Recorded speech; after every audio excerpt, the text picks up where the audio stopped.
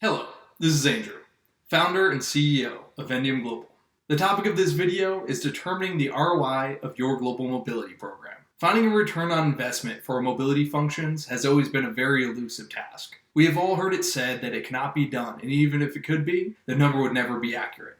I'm here to tell you today that it in fact can be done, and better yet, be done accurately. When making a plan, I always like to work backwards. So first, what is your end goal? What does success look like for your mobility program? Why are you moving people and how are you doing it? To start, let's look at a domestic relocation. We will be doing some math, so feel free to take a couple of notes as we go along. You have three major cost categories: cost to hire, to train, and of course, to move.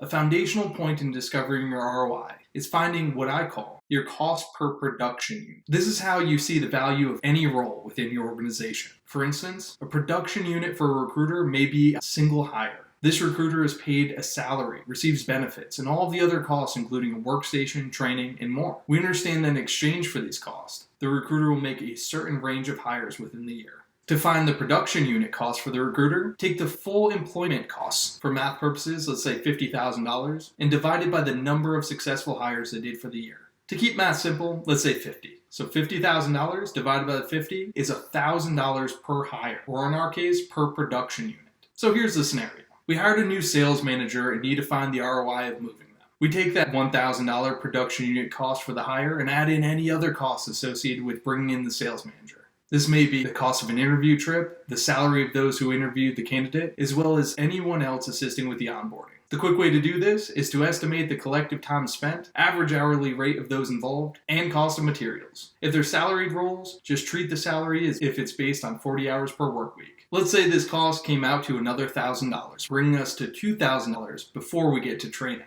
Training involves dedicated working hours of all those involved that could be doing other things. So we're going to follow the same process of taking the collective number of hours, average hourly rate, and cost of materials. Don't forget to add in the entirety of the new sales manager's salary and associated expenses during this dedicated training time. Let's call these expenses $3,000. So now we're at a clean $5,000 to get them on board. For moving costs, we are fortunately often very good at calculating these, so in interest of time, I won't make you follow any math here. We will call it an additional $10,000 to get them moved. So, after hiring, training, and moving, we're totaled out at $15,000 for all three expense categories. Next, we will need to know the value generated by the employee for a set period of time. Most often, organizations use a calendar year to keep things simple. What was their cost per production unit? How many production units did they produce? And what was the value to the company?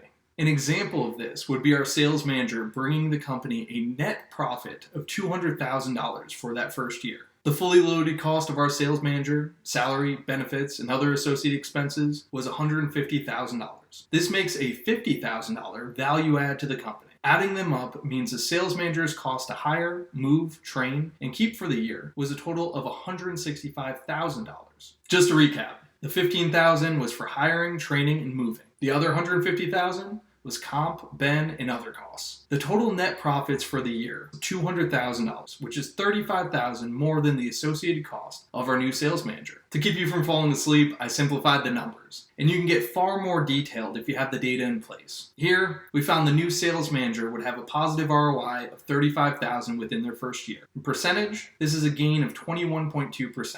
This may even be higher if you account for the business tax deductions. That said, depending on your level of support and expenses, it may take until the second year to realize an ROI. It's for instances like this that we have relocation repayment agreements. When employees object, I typically phrase it as, the company is going to make a significant investment in you, and the repayment agreement is just there as a commitment to do right by this investment. You can also tailor your repayment agreements for each one of your mobility policies. For global assignments and any other programs in your mobility arsenal, we want to follow the same process of determining the goal, the value of the role, and the costs associated. Just like any data analysis, the more detailed you can get, the better. Modernizing your HR and global mobility departments with tracking systems, AI, and purpose-built policies will help you with these data mining efforts. Now that you have your ROI, tell your story to your business partners in the new light. Global mobility is a business enablement tool, allowing you to get the right talent to the right place, at the right time, for the right reason, and now